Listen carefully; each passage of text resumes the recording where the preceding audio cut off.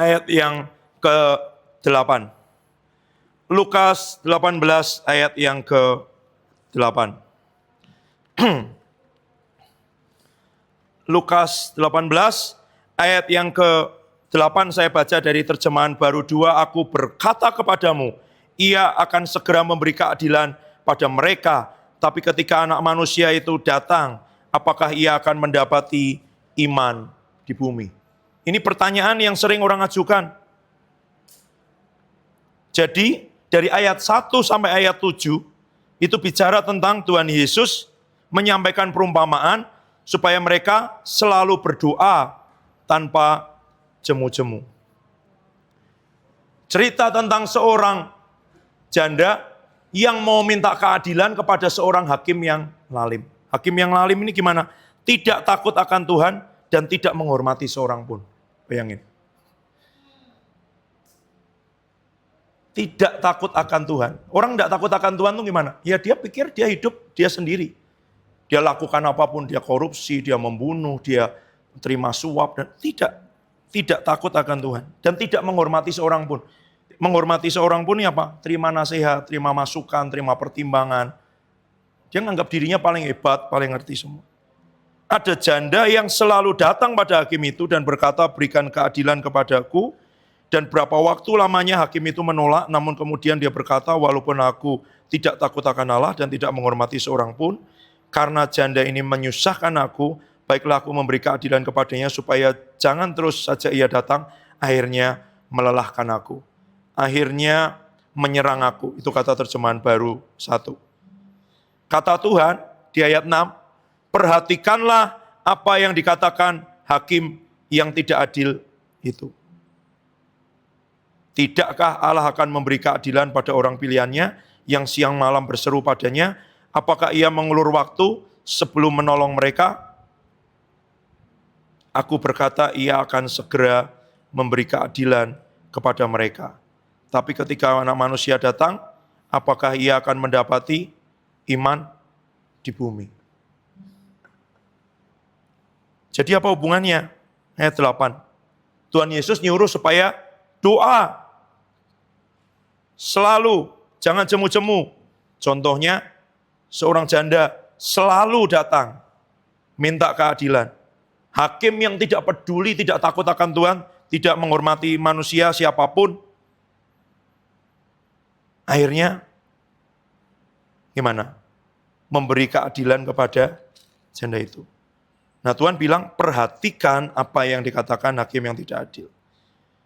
Ayat 8, tapi ketika Anak Manusia datang, apakah ia akan mendapati iman di bumi? Iman macam apa? Saya baca Amplified Version dari Lukas 18 ayat 8. I tell you, he will defend and protect and avenge them speedily. However, when the Son of Man comes, will he find persistence in faith on the earth? Aku akan membela, melindungi, ya, berdiri buat mereka dengan segera, kata Tuhan. Tapi ketika Anak Manusia datang, apakah dia akan menemukan ketekunan dalam iman di bumi? Tadi Amplified klasik, saya baca Amplified. I tell you that he will defend and avenge them quickly. However, when the Son of Man comes, will you find this kind of persistent faith on the earth? Aku beritahu bahwa dia, Tuhan itu akan membela, berdiri atas mereka segera dengan cepat. Namun, waktu Anak Manusia datang, apakah dia akan mendapati iman semacam ini, iman yang tekun semacam ini di atas muka bumi? Gitu. Jadi ada jenis-jenis iman, gitu. Tapi yang Tuhan tanya, jenis iman semacam ini masih akan ada nggak waktu Tuhan Yesus datang? Iman yang kayak apa? Persistence. This kind of persistent faith. Ada yang orang kadang beriman, kadang enggak. Imannya kadang besar, kadang kecil. Kadang percaya, kadang ragu. Persistence itu terus-menerus dengan teguh percaya, kokoh, gitu ya, melakukan tindakan di tengah kesulitan ataupun perlawanan. Itu persistence, itu tekun. Jadi terus-menerus yakin, percaya, melakukan satu tindakan meskipun ada kesulitan ataupun perlawanan. Ada yang baru berdoa, disindir temannya lewat story, besok nggak berdoa lagi.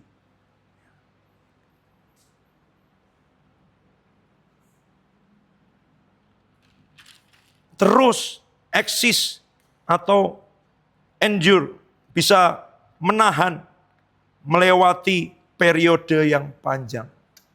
Tahan uji, itu ketekunan.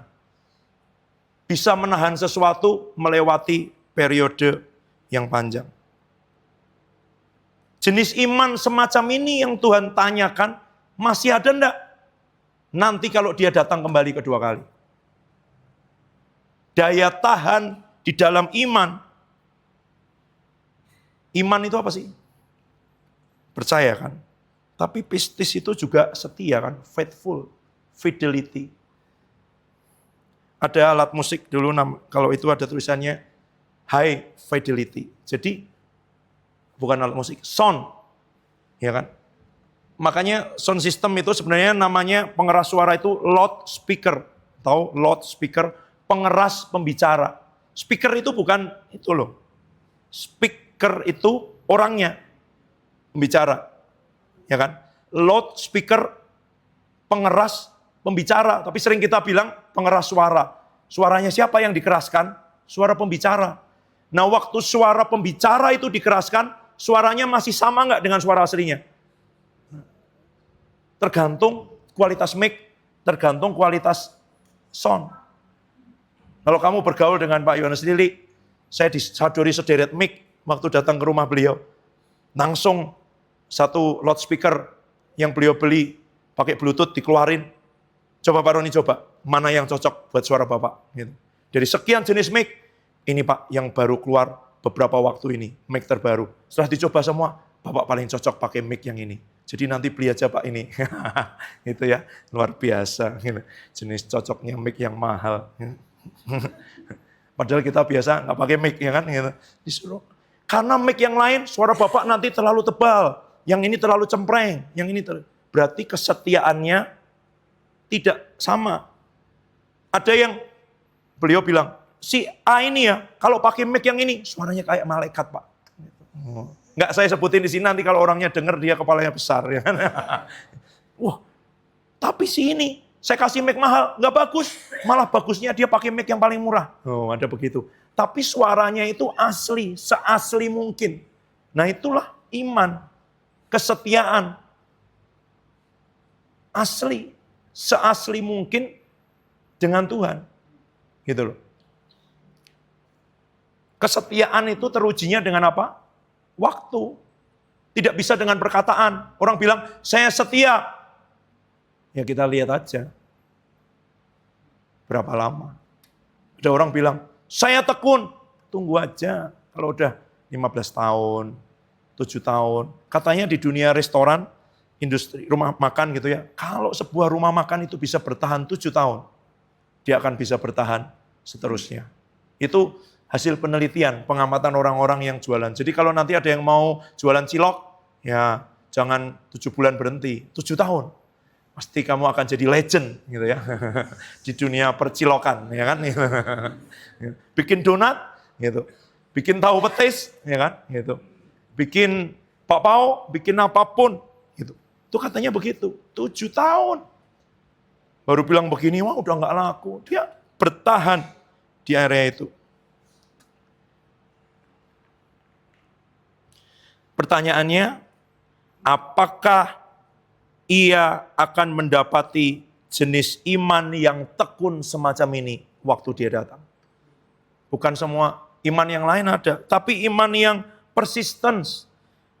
Iman yang persisten itu ada perlawanannya, ada kesulitannya, ada yang memusuhi, ada ujiannya, tapi dia tetap dengan tekun, dengan teguh, melanjutkan kepercayaannya.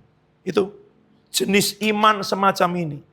Ya, cerita bulan lalu, jatah yang Tuhan bilang kepada kami berdua, saya hitung tadi sempat di awal, masuk 166%. Berarti 66% lebih banyak daripada yang Tuhan bilang menjadi jatah kami. Jadi misalnya 10 juta, itu masuknya 16.600.000. 100 juta, masuknya 166 juta. Gitu. Tapi bulan ini, sudah September, kemarin Agustus, yang masuk 13,3%. Misalnya harusnya 10 juta, berarti masuknya 1,3 juta. Berhenti beriman nggak? Kemarin mungkin terlalu senang. Wow, sudah terobos. Ini belum. Berhenti percaya nggak? Mana? Nggak datang. Mana? Nggak masuk. Gitu ya. Jenis iman semacam ini. Ya. Terus kepahitan sama Tuhan. Pindah. Itu. Orang ditanam belum tumbuh sudah pindah. Tunggu sampai tumbuh dan berbuah. Ya. Jadi jenis iman semacam ini, iman yang macam apa? Baca ayat pertama. Supaya mereka selalu berdoa dengan tidak jemu-jemu. Selalu itu, always, at all times, ever. Selalu, setiap saat, senantiasa, kapanpun. Ya selalu, nggak pernah enggak. Gitu. Imannya itu, ketekunannya itu selalu. Percayanya sama Tuhan selalu, terus-menerus, setiap saat. Jadi gambarannya gini. Ada bagian-bagian yang nanti dirangkai jadi satu, ya kan? Kamu kalau jalan, kamu kalau mau pergi, ya kan? Ke Inggris misalnya. Itu kalau dari Salatiga nggak langsung. Salatiga ke Semarang dulu. Bisa Salatiga ke Jakarta naik kereta. Jakarta nanti tergantung pesawatnya apa. Pesawatmu KLM, kamu transit di Amsterdam. Pesawatmu Lufthansa, kamu transit di Frankfurt mungkin. Pesawatmu Emirates, kamu transit di Dubai. Pesawatmu Qatar, ya kamu transit di Abu Dhabi ya kalau saya nggak salah. Pesawatmu Singapore Airlines, kamu transit di Singapura. Dari sana kamu lanjutkan perjalanan ke Inggris. Inggrisnya di mana? Mendaratnya yang biasa paling murah di London. Kami kalau dulu dari London ke Birmingham masih 2 jam kalau naik bis atau naik kereta. Beberapa kali kami dijemput oleh satu keluarga yang dulu jadi misionaris di Indonesia. Jadi ke Jakarta, Jakarta ke Dubai, Dubai nunggu 4 jam, setelah dari Dubai ke London, dari London ke Birmingham. Itu namanya perjalanan. Tapi ada dulu, sebelum naik pesawat yang mau membawamu ke Inggris, kamu harus perjalanan darat ataupun naik pesawat. Naik pesawat dari Salatiga nggak bisa kan? Berarti kamu harus ke Semarang atau kamu naik bis dari Salatiga. Nah, senantiasa itu gitu. Ya mulai dari ketika naik bis, mulai dari ketika perjalanan lokal, mulai dari perjalanan sampai ke sana, kamu lakukan terus. Banyak orang kepinginnya iman langsung besar-besar, nggak mungkin. Nggak ada langsung tiba-tiba seperti yang Pak Adi cerita 2,8 M. Itu pasti latihan dari puluhan ribu, ratusan ribu, jutaan, puluhan juta, ratusan juta, miliar sampai naik gitu loh. Jadi kalau kita tidak mau latihan mulai dari yang kecil-kecil, gitu. Kita pikir ini nggak akan mungkin terjadi. Nah selalu itu setiap bagian itu dilakukan. Jadi sebelum sampai ke Jakarta, saya harus, pilihannya ya kan, naik bis. Kami pernah mau pergi sama Mami. Di hati ini kuat sekali mau ke Bali. Tapi kenyataan mengatakan uangnya tidak cukup. Ya ini kalau dihitung-hitung bisa sih. Gimana? Naik bis saja kita. Wah gitu. Akhirnya kami ngobrol gini. Oke lah, kita sepakat aja. Ya kan? Iman kita mau kita naikkan, ya kan? Atau standar kita turunkan. Kalau standarnya diturunkan, naik bis, pulang pergi, masih bisa nginep di hotel, masih bisa makan, makannya ya seadanya. Tapi kalau iman kita naikkan, naik pesawat, nginep di hotel yang bagus, mau susah-susah di itu. Pilihannya dua. Kenyataannya uangnya kalau naik bis cukup, tapi naik pesawat, buat pulang pergi aja, nggak cukup. Dua pilihan. Naikkan imannya atau turunkan standarnya. Itu. Ya. Kayak gitu. Jadi ke Jakartanya kamu pikir, wah udah dapat tiket untuk ke London. Tapi ke Jakarta itu uangnya masih terbatas. Ya udah, ke Jakartanya kita numpang-numpang aja. Berangkat 3 hari sebelumnya. Siapa tahu kalau nggak cukup ya kita naik truk sayur, naik apa gitu. Tapi kamu lakukan perjalanan itu lebih baik daripada kamu tidak melakukan, ya kan? Karena kamu percaya bahwa nanti ketika kamu sampai di Jakarta, kamu akan naik pesawat sampai ke London. Gitu loh. Jadi imannya itu ada setiap bagian. Karena dia senantiasa, terus menerus setiap waktu itu, jadi bukan langsung yang besar. Perjalanan ke London itu mulai dari keluar rumah, packing, pergi, naik bis, naik mobil, naik kereta, naik apa, sampai ke Jakarta. Dari Jakarta sampai ke tempat transit, dari tempat transit sampai ke tempat selanjutnya. Gitu. Tidak langsung.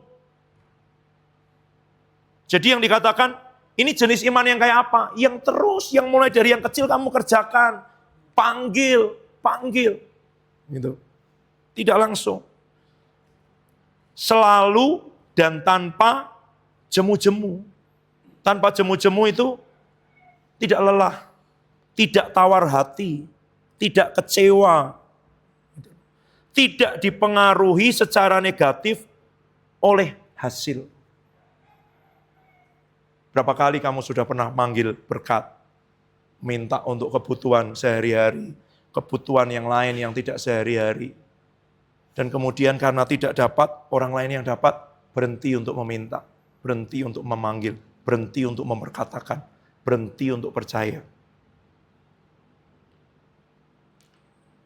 Kadang kita senang dengar kesaksian orang ya, luar biasa ya. Dia manggil pizza aja, pizza datang. Dia manggil ayam goreng datang. Dia hanya bergumam, kepengen mobil. Kemarin seorang hamba Tuhan cerita dengan saya, Pak, saya sedang dimanja Tuhan. Saya tuh pergi acara ini, kehujanan pulang pergi naik motor, saya bilang Tuhan, mbak aku dikasih mobil toh biar enggak kehujanan. Kasih mobil. Terus dia bilang, cuman saya kurang spesifik Pak mintanya, harusnya jenis yang ini supaya lebih hemat gitu ya. Gitu. Tapi mobil hanya bergumam. Gitu. Nah kamu bergumam sekali, nggak dapat, terus kamu berhenti, mana bohong dengan itu. Nah kamu perlu ngerti bahwa selalu itu tidak sekali. Selalu itu tidak langsung terbangnya ke London. Selalu itu belajar dong untuk bis, angkot dari kampus sampai ke tempat pelayanan weekend. Iya dong.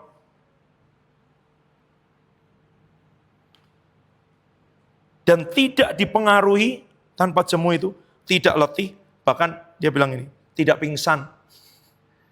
Kenapa? Pahit, marah, gitu ya. Karena kekhawatiran di dalam hati, kemarahan, kepahitan di dalam hati itu lelah, gitu.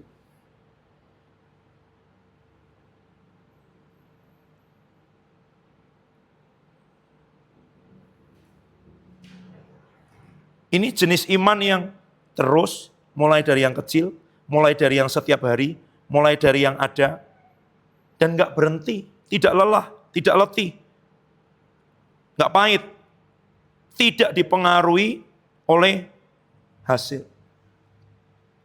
Pasti ada keletihan nggak? Ada. Pasti ada kejenuhan nggak? Ada. Pasti ada ketidakpercayaan nggak? Ada. Tapi dia terus, di tengah ketidakpercayaan, dia terus lakukan. Itu yang membedakan. Gitu. Itu yang membedakan. Dan kemudian baca ayat ketiga. Di kota itu ada seorang janda yang selalu datang. Dan minta keadilan. Jadi janda itu kadang-kadang datang, bukan. Sesekali datang, bukan. Seminggu sekali datang, bukan. Kalau ingat datang, bukan. Selalu. Kamu selalu makan kan? Ya dong. Kalau makanmu, kemarin makan nggak? Waduh, ingat-ingat dulu ya. Itu tidak selalu. Ada yang di sini memang mungkin tidak selalu mandi, saya tahu, ya kan? Sehingga ketika ditanya, mandinya kapan ya? Udah lupa gitu. Tapi kalau makan saya percaya masih selalu. Ada yang selalu baca firman, yes, dia akan bilang, ya. Ada yang, waduh, terakhir 7,5 hari yang lalu. Itu pun waktu lihat quote, ada reels nongol di Instagram dan TikTok gitu. Bukan.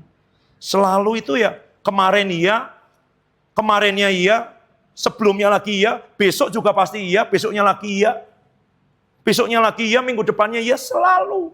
Tidak pernah tidak itu selalu. Selalu datang dia. Gitu. Terus ayat 5. Bagus banget. Terjemahan, sebentar ya. Ini terjemahan baru. Tapi karena janda ini menyusahkan. Tahu kata menyusahkan. Ini yang disusahkan bukan Tuhan loh. Ini hakim yang lalim. Ya kan? Tahu disusahkan? Pukul, serang dengan begitu keras. Ya kan? Dihantam sampai jadi lemah atau lumpuh. Sampai dia sangat keletihan. Jadi kalau lihat tinju itu, dipukul terus menerus sampai akhirnya sandar. Jadi terus, diajar terus. Gitu. Terus. Ya kan? Ini untuk siapa? Hakim yang lalim. Tidak takut Tuhan, tidak menghormati manusia. Jadi ini kategorinya sama dengan setan. Ya dong. Ini yang harus dilakukan. Ini dia nggak bilang ke Tuhan. Hakim yang lalim. Ini nyusahin nih. Penyakit kamu usir terus dong. Kamu perintahkan terus, makanya kita lakukan terus. Mas Adit ya. Terus. Gitu. Mari kita susahkan penyakit itu. Ya kan? Hantam, pukul, lemahkan. Sampai dia lemah, sampai dia keletihan. Nanti tanya Pak Trio. Ada namanya besi itu bisa jadi jenuh, letih, fatik. Logam itu, besi itu loh. Kalau kamu kasih beban yang berat terus-menerus melebihi kemampuannya dalam waktu lama nanti dia patah. Karena bahasanya gitu, besi itu letih, jenuh, lelah. Lakukan terus sampai kemiskinan, sakit penyakit, kegelapan, letih. Terus desak dia pergi. Perintahkan dia pergi. Ya kan? Capek mana? Orang ngutuki orang aja gak capek kok. Kutuk keturunan dari 4 generasi kok. Ya kan? Terus menerus kok. Gitu. Setan keliling terus. Gitu. Jadi terus menerus. Sampai musuh itu disusahkan. Letih. Sampai akhirnya dia break. Patah. Nggak tahan dia. Daripada ditengkingin terus aku pergi aja. Daripada dideklarasi terus lebih baik aku pindah. Ya kan? Ada yang jenis-jenis yang bandel. Gitu loh. Yang seperti Pak Adi bilang, nyakit di kakinya itu 16 tahun apa 25 tahun ya? Ingat nggak? 25 loh kayaknya. Ya, Sim. 25 tahun, tapi setiap kali di mobil, setiap kali sendirian, setiap kali nyopir di mobil sendirian, beliau deklarasi berkatakan, aku perintahkan, mau pergi setan, mau pergi roh penyakit, kulit dan semuanya. Terus, dan tiba-tiba waktu mau periksa untuk mau ngisi checklist untuk asuransi, dia periksa, loh kok enggak ada, gitu ya. 25 tahun, ada yang bandel, diusir nggak pergi-pergi, ya kan? Kemarin Kak Debbie cerita, mendoakan itu 2 jam. Ya kita pengen, dalam nama Tuhan Yesus, oh nggak sembuh, oh sakitnya nggak hilang. Gitu. Oh, udah berhenti, nggak bisa nih. Gitu. Terus. Gitu. Saya ingat Pak Yohanes Lili, cerita satu orang, kakinya panjang sebelah, panggil didoakan di tengah-tengah khotbah. Tumbuh sama panjang dalam nama Tuhan Yesus. Tumbuh sama panjang. Tanya, Pak, udah sama belum? Belum. Tumbuh sama panjang. Di tengah-tengah khotbah. Khotbahnya berhenti. Dalam nama Tuhan Yesus. Sama panjang enggak?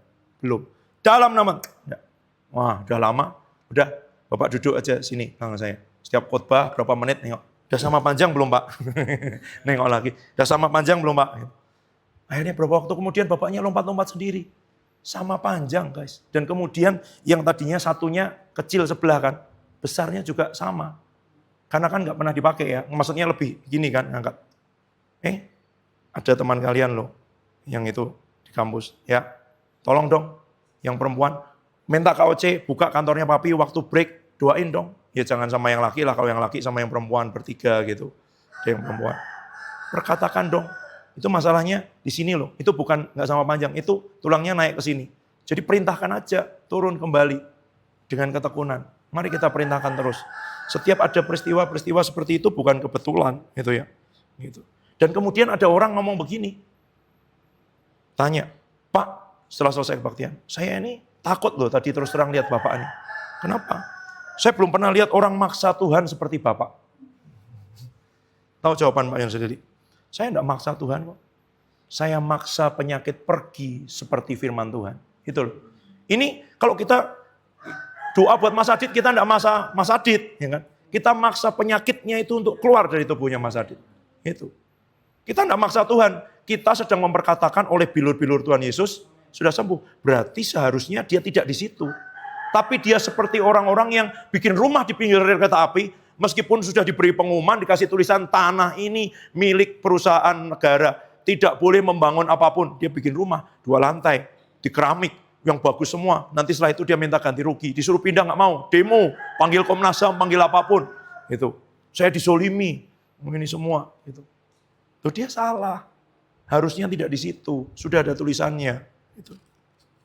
Tapi nggak mau pindah. Itu. Nah, kalau menyusahkan terus, hakim itu bilang apa? Jangan terus saja ia datang akhirnya melelahkan aku. Terjemahan baru akhirnya menyerang aku. Tahu nggak? Apa itu kata itu? Akhirnya dia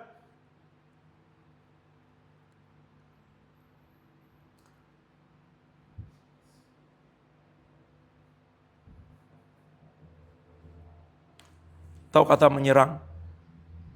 Memukul, ya terjemahan baru kan? Memukul tepat di bawah mata sampai ada lingkarannya hitam itu.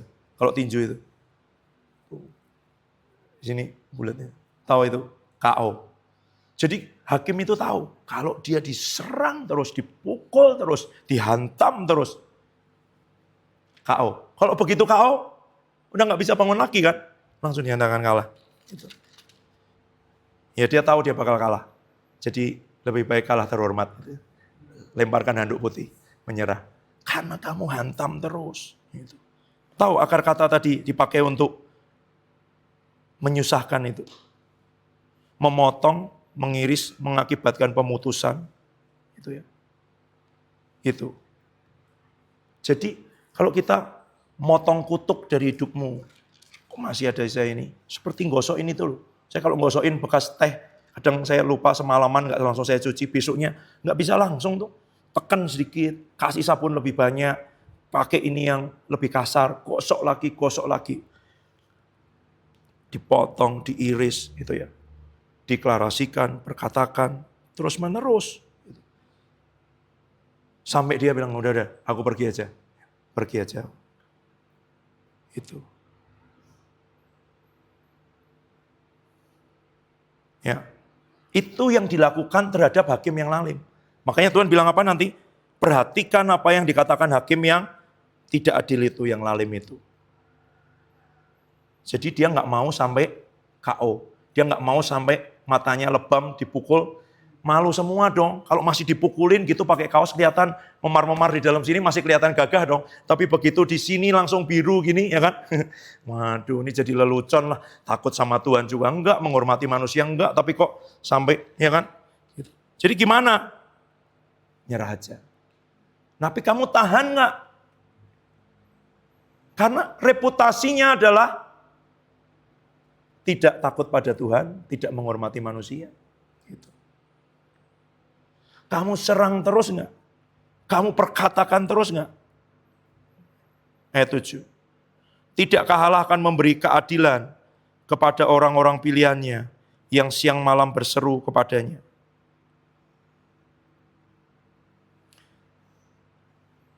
Tidakkah, ini kalau ke Tuhan, tidakkah Allah akan memberi keadilan kepada orang-orang pilihannya yang siang malam loh ya. Bukan Senin Kemis, bukan Selasa Jumat. Siang malam itu bahasa untuk setiap hari. Day and night, night and day itu artinya every day. Siang malam berseru. Berseru itu teriak, memanggil dengan suara keras, memproklamasikan. Waktu 17 Agustus 1945, kami atas nama bangsa Indonesia, dengan ini menyatakan kemerdekaan Indonesia. Proklamasi itu menyatakan kemerdekaan. Kenyataannya masih jajahan Belanda. Jadi kalau kita proklamasikan sembuh dalam nama Tuhan Yesus, bilur Tuhan Yesus menyembuhkan, itu proklamasi. Oh dia belum pergi sampai tahun 49 baru mengakui, ya kan, Belanda. Nanti 47 masih ngirim tentara, 49 masih ngirim tentara. Gitu. Tapi sudah diproklamasikan dari tahun 45. Diproklamasikan artinya apa? Dinyatakan. Kenyataannya masih diduduki musuh. Gitu loh. Itu teriak dari dalam, membuat panggilan darurat yang mendesak. Coba kamu pernah tenggelam nggak? Ada yang nggak bisa berenang ke bawah arus. Ini tolong ya. Ada yang udah jalan seharian nggak dapat minum, nggak punya air. Ada yang udah 3 hari nggak makan, itu loh. Teriak. Ada yang pernah coba masuk ke dalam air, tapi kepalanya saya pegangin, bukan kamu sendiri. Bukan kamu menentukan kapan keluar. Nanti begitu keluar kamu akan, terima kasih Tuhan. Biar yang segala yang bernafas memuji Tuhan gitu ya. Bahwa oksigen ini ternyata berharga sekali, udara ini ternyata penting gitu. Karena kita anggap itu biasa, bakal ada terus gitu. Enggak.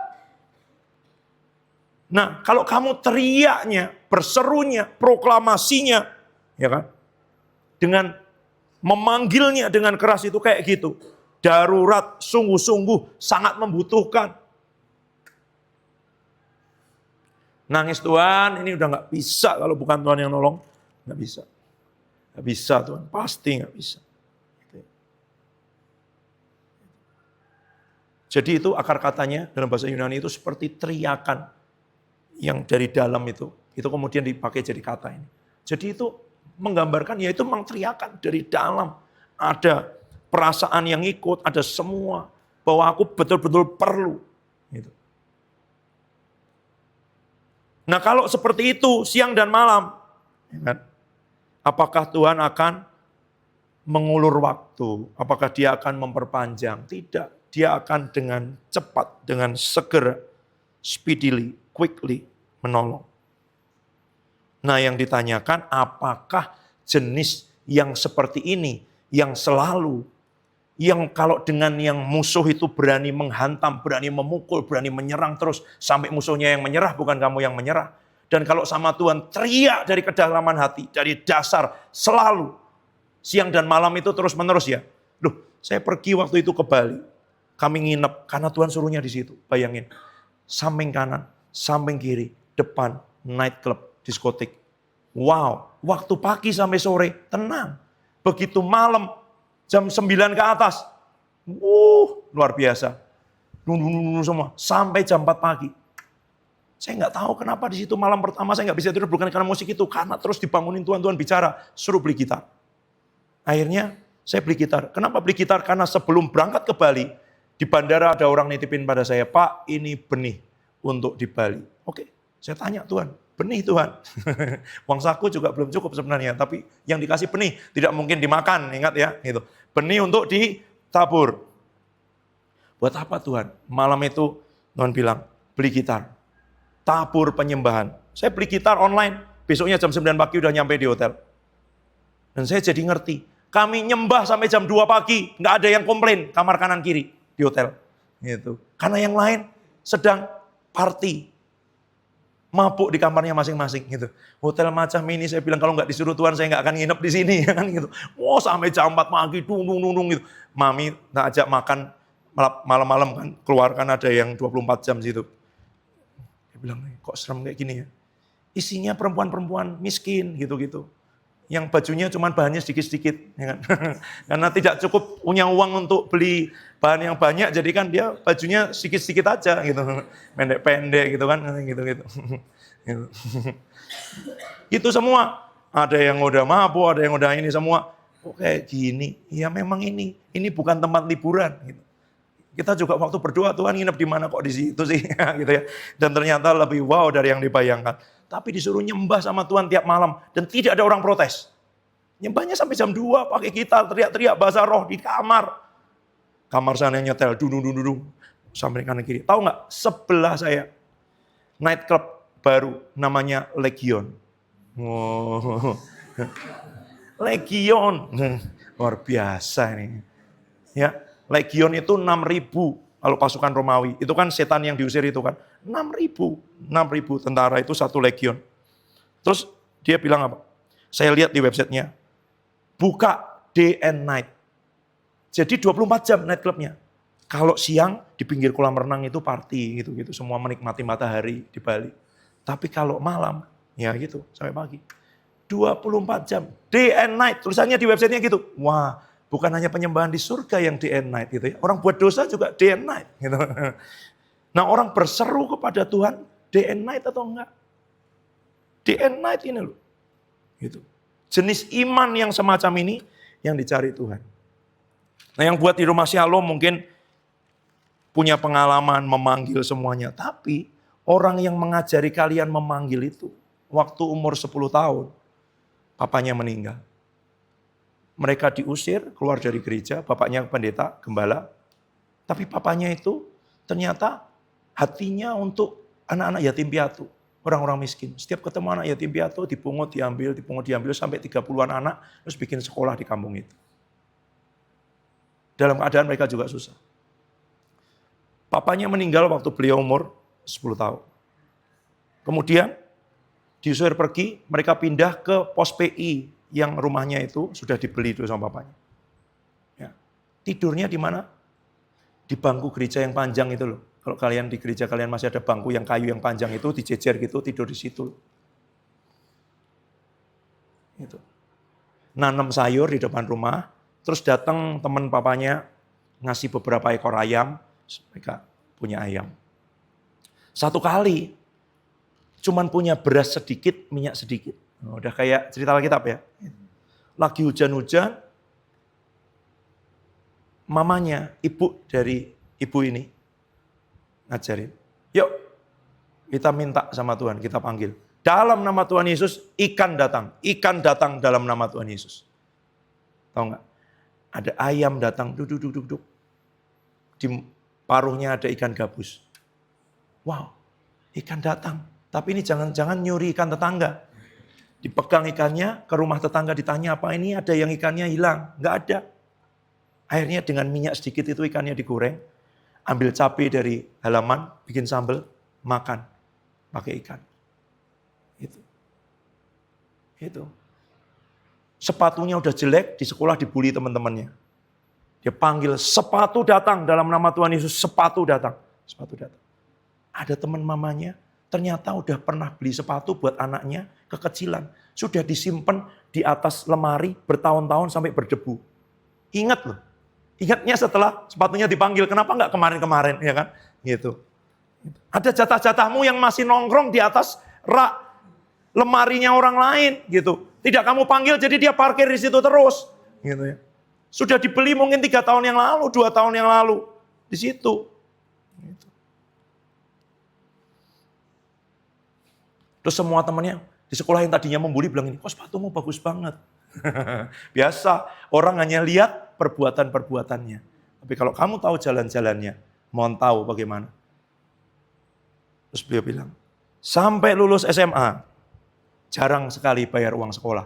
Bukan nunggak, tapi ada orang dikirim Tuhan untuk membayar uang sekolahnya. Jadi kamu, sampai lulus saya jarang ketemu Cik Ien. Iya dong, karena ada orang sudah bilang, oh anak ini saya udah bayar nih, registrasinya sampai selesai, uang kuliahnya sampai semester 8, dan semuanya, gitu dong. Gitu. Terus kuliah di Semarang. Beras dan minyak itu dibawain ibunya dari desa. Tapi waktu itu ibunya lama nggak datang. Beras tinggal sedikit, minyak tinggal sedikit. Tumpangi tangan dalam nama Tuhan Yesus, beras tidak berkurang, minyak tidak berkurang. Beras, minyak tidak berkurang. Tidak berkurang dimakan setiap hari sampai ibunya datang. Bayangin. Masih terjadi guys. Hari ini. Ini iman yang selalu tadi loh. Tidak jemu-jemu. Emang langsung datang? Enggak, saya tanya beliau. Panggil beras sejak kecil itu tadinya nggak datang-datang juga. Panggil lauk macam-macam, capcay, fuyung, hai, apa dia panggil semua. Nggak langsung datang, ada yang bertahun-tahun baru datang.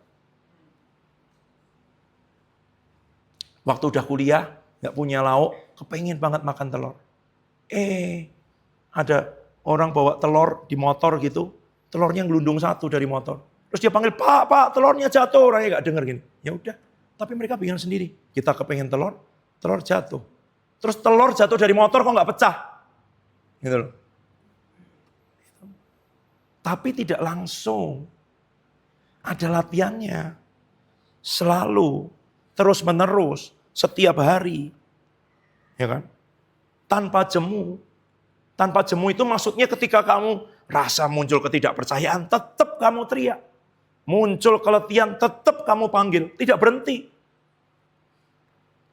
Jenis iman semacam ini. Ya kan? Itu yang ditanya Tuhan, masih ada nggak? Masih ada nggak yang mau ngotot, yang mau teriak, yang senantiasa, yang tidak peduli hujan angin, tidak peduli badai, tidak peduli musim. Dia tetap sama hakim yang lalim, hantam, pukul, ya kan? Sampai dia daripada dipermalukan, nyerah aja. Kalau sama Tuhan, teriak dari dalam hati, dari dasar hati yang paling dalam. Berseru, proklaim, memanggil dengan suara keras. Nah, ini kata Yunaninya ada dasarnya. Berseru itu gimana sih? Dep, dia nggak dengar. Dep, pasti dia dengar. Berseru, ya kan? Gitu.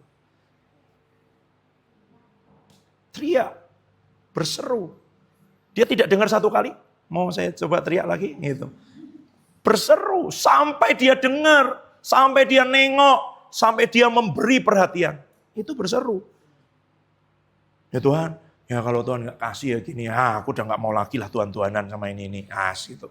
Itu Tuhan berseru. Gitu. Dengan musuh kamu menghantam, kamu memukul, kamu menyerang. Ya kan? Bertubi-tubi, terus. Kamu ngasih dia beban sampai dia letih, sampai dia gak mau lagi. Sampai melemahkan. Tapi dengan Tuhan kamu berseru. Terus lakukan dua hal ini. Jenis iman macam ini yang Tuhan tanya masih ada enggak? Dan ini butuh ketekunan, ini butuh daya tahan, ini butuh konsistensi. Kenapa saya bilang begitu? Ingat, lihat nubuatan-nubuatan yang ada. Kita akan melewati kesulitan-kesulitan. Tidak hanya di Indonesia, tapi di seluruh dunia. Ya. Virus baru akan dan sudah masuk. Tidak untuk mengaminkan. Untuk kita perangi, kita minta proteksi Tuhan, perlindungan Tuhan tidak ada. Tapi akan terjadi. Kesulitan pangan akan terjadi. Kesulitan ekonomi akan terjadi. Sudah terjadi di mana-mana. Sudah terjadi dan sedang terjadi. Ya.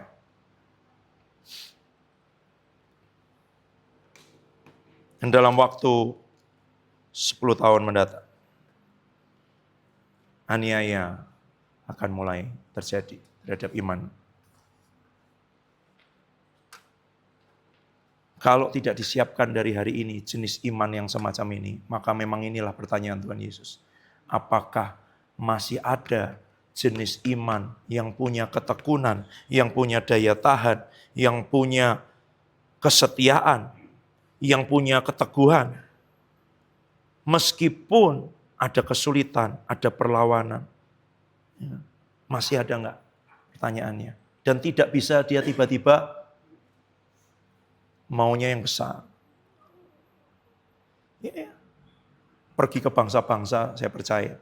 Tapi dimulai dari pergi ke pasar, pergi ke jalan, pergi ke sembir, pergi kemana. Ya. Deklarasi, doa keliling, mulai dari kampus, mulai dari kota, mulai dari tempat kos. Pasti mulai dari apa yang ada. Itu selalu, senantiasa. Banyak orang nunggu, kalau nggak sana saya enggak. Enggak, dia dilakukan terus.